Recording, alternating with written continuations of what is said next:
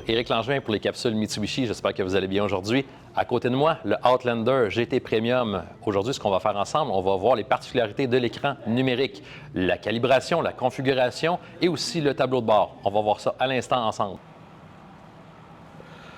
Nous revoilà dans le Outlander GT. Présentement, ce que je voulais vous expliquer, c'est la portion numérique donc de l'écran. Ce qui est très intéressant, c'est qu'on peut vraiment configurer le véhicule, l'écran par rapport à nos préférences. Donc, par exemple, on a l'option des cadrans standards. Donc, la bonne vieille méthode, les cadrans ronds, on ajuste tout simplement avec des boutons, ça devient numérique, donc ça s'installe, ou ça devient sur le côté. Donc, c'est vraiment à votre choix. Dans l'option, évidemment, numérique, on a plusieurs configurations possibles. Assistance au conducteur, vous avez le menu qui défile, affichage tête haute, affichage personnel, on s'entend, c'est un ordinateur, donc la configuration est assez infinie. On peut le mettre vraiment à notre sauce, le véhicule. Ça reste quand même assez facile d'utilisation. Donc, on a le réglage principal du véhicule, l'option mi-pilote dans le GT et effectivement, dans ces choix-là, vous allez voir sur l'écran, donc encore une fois, toujours numérique. On a l'option pour la musique AM, FM, on peut tout configurer ça du volant, donc avec les boutons. Le Bluetooth, le GPS, on a la map, la boussole qu'on appelle bien sûr. Et si on regarde aussi le niveau d'information, vous avez la réinitiation de la moyenne d'autonomie.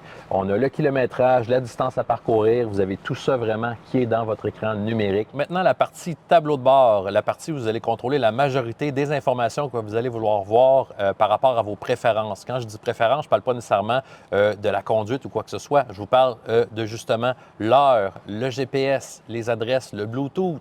Donc, vous avez accès à ça. Les résultats de sport, vous avez les prix carburant, chose très intéressante, le coût de l'essence. On veut avoir le meilleur prix possible. Donc, vous voyez à proximité les coûts de l'essence selon l'endroit où vous êtes. Vous avez même accès à suivre vos valeurs boursières si vous voulez. Donc, vous avez tout ça dans le menu. Vous avez le GPS, donc la map.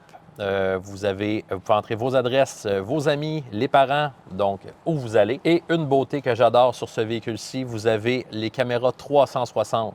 Donc, on parle de caméra avant, caméra arrière et dans les rétroviseurs de chaque côté, il y a une caméra. Ce qui fait que quand vous avez l'option caméra, vous appuyez sur le bouton, vous voyez le véhicule vu de haut, vue d'oiseau, avec l'ensemble des 4 caméras. Fait que vous êtes toujours conscient de ce qui se passe autour de votre véhicule. Une option de côté sécurité, mais que je trouve vraiment très pratique. On parle ici évidemment de empêcher de blesser un enfant, quelqu'un qui passe. Pensons aussi au véhicule, un vélo qui traîne, un poteau que vous n'avez pas vu, ça va garder votre véhicule en bonne condition. C'est ce qui conclut un petit tour d'horizon, un survol de l'option numérique et du tableau de bord des possibilités du Outlander. Encore une fois, vous aurez l'occasion de l'explorer par vous-même et de le mettre à votre goût.